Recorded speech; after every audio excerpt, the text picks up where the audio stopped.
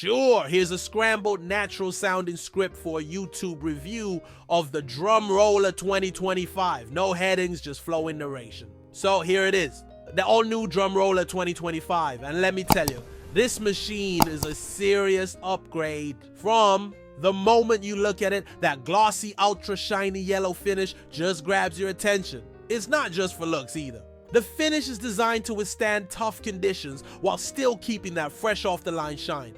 One of the standout features is the dashboard. Super sleek, completely digital, and honestly, it feels more like a modern car than construction. Equipment.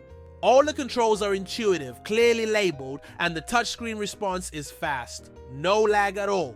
You can access diagnostics, fuel levels, roller pressure, and even maintenance schedules from one interface. And then there's the back view. It's been completely redesigned. Cleaner lines, integrated lighting, and easier access to service panels. You can tell the engineers really focused on both form and function this time around. It's also a lot quieter than previous models. When it's running, you notice the reduced vibration and how smoothly it operates even on uneven terrain.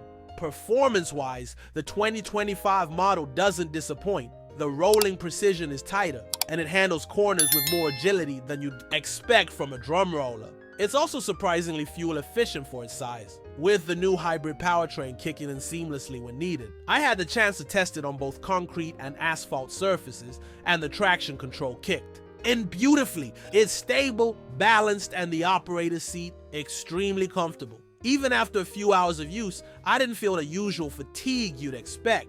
Overall, the Drumroller 2025 is a powerhouse with style.